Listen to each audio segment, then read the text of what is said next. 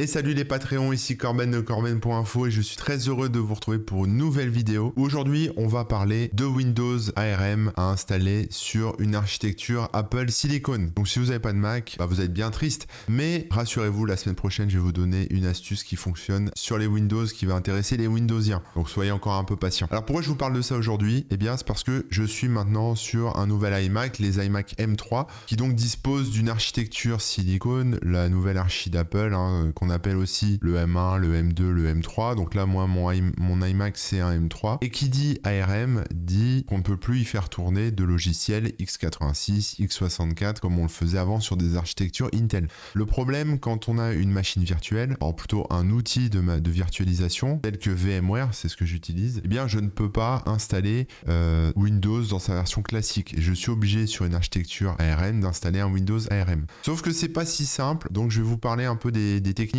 pour faire ça, et puis on va faire la procédure ensemble. Si vous avez un MacBook ou un iMac M1, M2 ou M3, ça vous permettra d'avoir un Windows accessible en VM directement sur votre système d'exploitation macOS. Alors pour ça, il faut bien comprendre que quand on rajoute une nouvelle image au sein de VMware, là ça c'est VMware, la méthode d'installation, ça consiste tout simplement à installer à partir d'une ISO. Donc là, on peut aller récupérer l'ISO directement de Windows ARM. Sauf que Microsoft ne la distribue pas. Donc j'ai quand même un petit site pour vous qui va bien vous simplifier la vie, qui s'appelle massgrave.dev, pardon, M-A-2-S-G-R-A-V-E.dev. Et Massgrave propose notamment une page ici en haut à laquelle vous pouvez accéder qui s'appelle Download Windows/Office. Là, vous pouvez télécharger toutes les versions de Windows 11, 10, Windows ARM 64, Windows 8.1, pardon. Et donc, si je regarde ARM 64, puisque c'est ce qui m'intéresse ici, je clique sur Link. Et là, j'ai toutes les versions de Windows 11, enfin de Windows en tout cas dans sa version ARM. Donc Windows 11, on l'a en version française ici. Donc je peux la récupérer, c'est de l'ISO. Donc là, je peux le lancer directement dans VMware, VirtualBox, etc.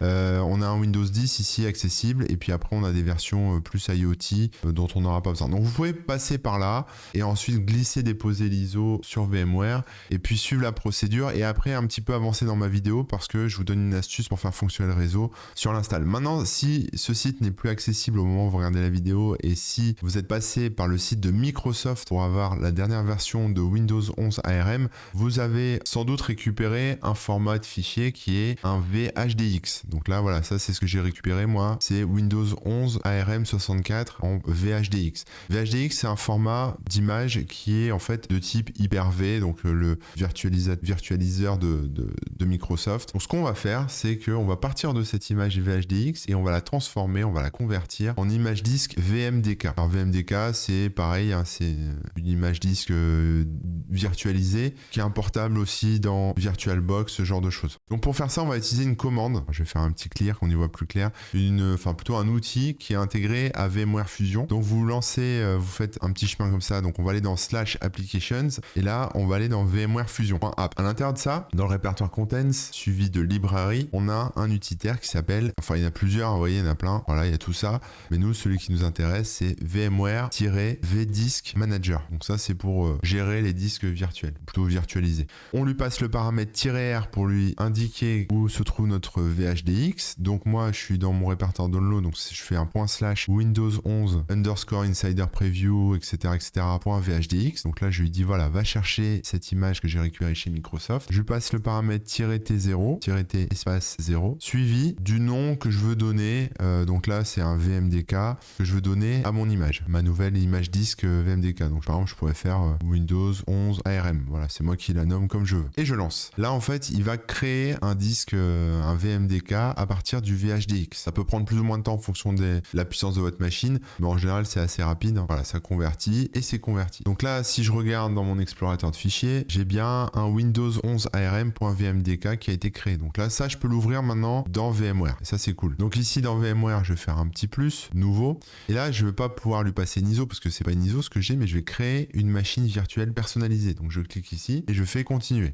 Là, il me propose de choisir Windows 11. Alors je me rends compte que c'est un petit peu petit, donc je vais agrandir un petit peu la taille des fenêtres. Voilà, on y verra plus clair. Donc là, on est sur Windows 11 ARM. De toute façon, je peux installer que ça en Windows parce que je suis sur une archi ARM. Linux, vous voyez, on a d'autres versions ARM de Linux qu'on pourra retrouver sur les serveurs d'Ubuntu, de Red Hat ou de Fedora, etc. Autres, bon, il y a des FreeBSD. Voilà, moi, ce qui m'intéresse, c'est Windows 11. Donc je vais faire continuer. Ici, on a évidemment le démarrage UEFI de base, mais il faut activer cette case en dessous qui est le Secure Boot, qui est nécessaire à Windows 11. Donc on coche cette case et on fait continuer. Là, c'est le chiffrement, donc vous mettez un mot de passe, puisque Windows 11 nécessite TPM, donc ce chiffrement. On continue. Et alors attendez, ici, c'est là où ça devient intéressant, c'est qu'on peut créer un nouveau disque virtuel, mais ça on va pas le faire parce qu'il n'y aura rien dessus, ou utiliser un disque virtuel existant, c'est-à-dire celui qu'on a créé tout à l'heure, à savoir mon Windows 11 ARM VMDK. Attendez avant de choisir ça, parce qu'il faut cocher ici la case, enfin elle est déjà cochée par défaut, mais c'est effectuer une copie séparée du disque virtuel. Ça permet de ne pas écraser le VMDK et d'avoir une vraie copie au format VMware. Ça élimine les conflits, ça élimine les éventuels bugs, etc. Donc voilà, on duplique finalement le VMDK pour en faire une image VMware d'origine. Donc voilà, à partir de là, on peut continuer. Ici, vous pouvez, si vous le voulez, personnaliser les réglages. Donc là, il nous propose de sauvegarder l'image, très bien. Et on peut, à partir de là, une fois que c'est fait, personnaliser si on veut, par exemple, augmenter le nombre de cœurs. Si on en a plusieurs sur mon iMac, moi j'en ai plusieurs, donc je vais pouvoir augmenter le nombre de cœurs. On peut augmenter aussi, pourquoi pas, la mémoire si vous voulez. Vous pouvez configurer la taille du disque, l'augmenter, la baisser, etc. Donc moi je suis 64, ça me suffit, donc voilà, on va rester comme ça. Bref, faire tous les réglages nécessaires à votre VM. Une fois que c'est fait, il n'y a plus qu'à lancer. Donc la machine virtuelle va démarrer et on a bien un Windows qui démarre. Donc ça c'est cool, on est content. On peut se détendre. Donc là, si vous avez utilisé l'image ISO de tout à l'heure que je vous ai montré sur le site de Massgrave, vous êtes à cette étape-là également. Alors cette image n'intègre pas les drivers nécessaires au réseau. Donc je vais vous montrer où ça bloque et je vous montrerai comment on résout le problème. On a l'installation de Windows qui démarre et donc là on se retrouve dans un processus classique d'installation de Windows 11. Donc à partir de là, vous choisissez votre pays, votre type de clavier. On va cliquer sur Skip si on n'a qu'un clavier, ça suffira. Alors c'est en anglais évidemment. Et là il nous propose de nous connecter à un réseau et c'est là où on est coincé parce que justement, comme je vous le disais, il n'y a pas ce qu'il faut pour le réseau. Alors normalement il faut lancer la commande, enfin plutôt il faut appuyer sur les touches du clavier majuscule F10. Sauf que majuscule F10 ici ça fonctionne pas. Alors ça peut être majuscule F10 ou majuscule FN F10, vous savez, pour avoir la touche fonction et pouvoir activer F10. Je voulais aller jusque là pour vous montrer. J'ai un petit peu galéré, mais en fait ce que j'ai fait, c'est que j'ai tout simplement relancé la machine virtuelle et au lieu d'attendre d'être bloqué sur cet écran réseau, je l'ai fait au tout début en fait, au tout premier lancement, à l'arrivée du premier écran. Voilà, ça redémarre. Et donc en fait moi je l'ai fait ici, c'est-à-dire j'ai fait majuscule FN F10. Et là il me propose de lancer OBE comme ça. Donc je vais faire yes. Et là il m'ouvre un terminal. Donc c'est là que ça devient intéressant, c'est parce qu'on va pouvoir désactiver, en tout cas bypasser l'installation qui nécessite du réseau. Donc là, une fois que vous avez votre terminal, donc je rappelle, pour avoir ce terminal, il faut appuyer sur la commande, enfin sur le clavier, il faut appuyer sur la touche majuscule, on la laisse enfoncer et on appuie sur F10. F10 sur un clavier Mac comme ceci, moi je vais vous montrer, ce sera plus simple. Sur un clavier Mac F10, ça se trouve ici en haut là, sur la touche du volume, couper le volume. Le truc, c'est que si j'appuie dessus, ça va juste couper le volume. Il y a une autre touche ici en bas qui s'appelle FN. Et FN, c'est une touche de fonction. Donc si vous appuyez sur FN F10, en tout cas FN plus touche volume, les deux là, ici, celle en bas et celle en haut, ça va faire un vrai F10. Ça va pas couper le volume. C'est pour ça que je dis qu'il faut appuyer sur la touche majuscule FN F10. Voilà, sur ces trois touches en fait. Bon, j'espère que j'ai été un peu clair. Ensuite, on va taper donc la commande OOBE.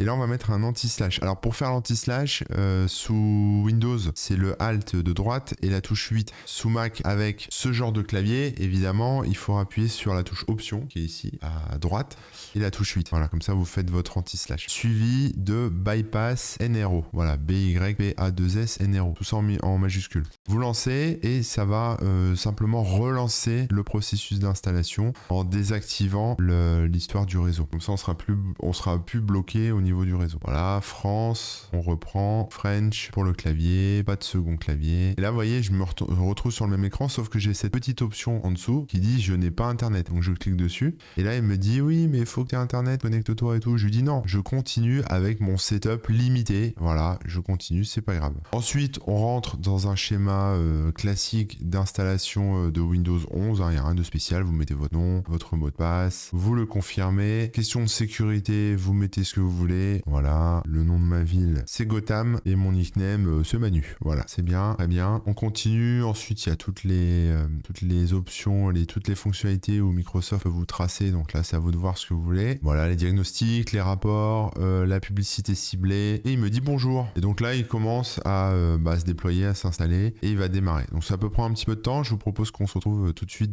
après, dès que c'est lancé. Au lancement, j'ai donc ces petits avertissements qui me dit que cette build de Windows a expiré, etc. C'est pas très grave. On verra ça plus tard à la mise à jour. Bon, là, j'ai un Windows, vous voyez. Vous aurez peut-être ce genre de petite fenêtre là pour OOBE de tout à l'heure. J'ai pas de réseau sur ce Windows. Ça, c'est triste parce que du coup, je peux pas aller sur Internet, je peux rien faire, je peux même pas mettre à jour, etc. Pour installer les outils VMware ici, on va devoir défaire ce qu'on a fait tout à l'heure pour pouvoir ensuite installer ça. Donc, comment on fait? On clique sur le menu de démarrer ici et on va chercher PowerShell. PowerShell, vous savez, c'est un peu ce terminal un peu magique qui permet de faire plein de trucs d'admin sous Windows. Et on va le lancer surtout en administrateur ici. Run as administrator. Je vais agrandir un petit peu la fenêtre parce qu'une fois encore, c'est un peu petit. Et je le lance. Voilà. À partir de là, je vais entrer la commande suivante. Set-execution. Alors là, vous pouvez appuyer sur la touche Tab pour finir la phrase. Donc c'est set execution policy et je lui passe le paramètre remote signed. Voilà, je fais entrer. Là, il m'explique ce que ça fait. Donc c'est un changement de police d'exécution, on va dire, de règle d'exécution. Et là, je vais choisir l'option A pour dire oui à tout et tout lancer. J'ai appliqué ce changement. Maintenant, je vais pouvoir installer les outils VMware. Donc je vais retourner dans le menu machine virtuelle ici de VMware et je vais cliquer sur mettre à jour. Là, il me dit mettre à jour. Peut-être que vous aurez installé, je sais pas. Mais voilà, en tout cas, c'est à peu près pareil. Donc je clique sur installer. Lui va charger le média. Si je clique dessus, il me propose de lancer le setup.exe. Donc je lance l'installation en fait des outils VMware. Ça, c'est une étape assez classique. Une fois qu'on a désactivé, enfin qu'on les a autorisés, c'est un truc qu'on fait régulièrement sous VMware. Pour pouvoir, et vous avez la même chose sur VirtualBox, pour pouvoir avoir un affichage qui est joli, les bons drivers, enfin des choses qui marchent un peu mieux, y compris par exemple le copier-coller ou le transfert de fichiers entre le système virtualisé et le système hôte, etc., etc. Là, on voit qu'il est en train d'installer le driver qui concerne Internet, le réseau en tout cas. Il installe le driver vidéo. Donc à partir de là, normalement, mon affichage sera peut-être un petit peu meilleur. On vient de voir qu'ici en bas à droite, vous voyez, le réseau est arrivé. On a un accès Internet. Il est en train de rafraîchir l'affichage. Voilà, là, on est plutôt pas mal. Alors, vous pouvez redémarrer si vous voulez. Bon, voilà, là, j'ai une meilleure résolution. Finish. Donc là, il me propose de rebooter. Donc évidemment, il faut faire rebooter. La VM, on va la redémarrer et après, vous verrez qu'on a accès à Internet. Voilà, c'est redémarré. J'ai plus qu'à m'authentifier. Bon, c'est un peu plus petit maintenant parce qu'effectivement, la résolution, là, elle s'adapte en fonction de la taille de la fenêtre de VMware que je lui ai donné. Il me dit que la build est à l'ancienne, donc il faudra qu'on mette à jour. C'est pas grave. Et je peux lancer Edge et j'ai accès à Internet. Je peux même aller sur mon site si ça m'amuse. Voilà, donc je suis bien connecté. Nickel. Et je vois que j'ai la petite icône ici en bas qui dit que j'ai du réseau. Voilà. Et évidemment, si je vais dans les informations système, je vois bien que j'ai un Windows 11 Pro en version ARM. Voilà donc comment on installe un Windows 11 version ARM sur un Mac M1, M2, M3, ARM lui aussi. On peut passer, pour récapituler, soit par l'ISO directement via le site de Massgrave, soit en convertissant l'image officielle de Microsoft. Et puis voilà, après vous aurez un petit Windows qui va bien. Notez que si vous voulez lancer un OS qui est en architecture x86, x64 sur votre Mac M1, M2, M3, de base c'est pas possible parce qu'il faut la même architecture, mais vous pouvez quand même le faire soit avec QEMU, soit avec cet outil dont j'ai déjà parlé qui s'appelle UTM. Vous l'aurez sur getutm.app. Vous le téléchargez, vous l'installez, ça vous donne cette application là.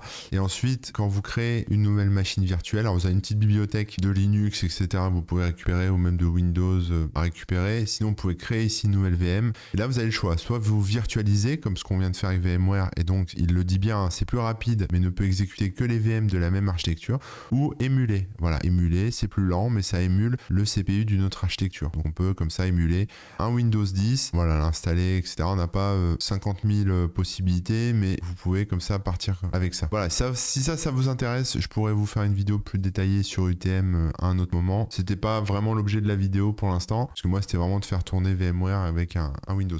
Voilà, j'espère que ça vous aura intéressé, que ça vous aura plu. Globalement, si vous êtes curieux sur l'iMac et si vous avez des questions sur l'iMac M3, ce que je peux vous dire, c'est qu'il est plutôt pas mal. Il est assez léger en termes de poids, il est petit, c'est que du 24 pouces, donc ça me change un peu de mon vieux 27 pouces. Globalement, la vitesse est folle, ça va très très vite. Maintenant, je trouve que c'est un peu dommage qu'on ne peut brancher nativement qu'un écran, mais je suis en train de mettre en place une solution pour pouvoir en mettre plus. Et je vous en reparlerai dans une autre vidéo. Ne vous inquiétez pas. Si ça vous intéresse, n'hésitez pas à me le dire. Voilà. Bref, j'en suis content. J'espère que cette vidéo vous aura plu. Et je vous dis à la semaine prochaine. Passez un bon week-end. Allez, ciao. Et abonnez-vous au Patreon si c'est pas encore fait, hein, les gens sur YouTube. Allez, bye.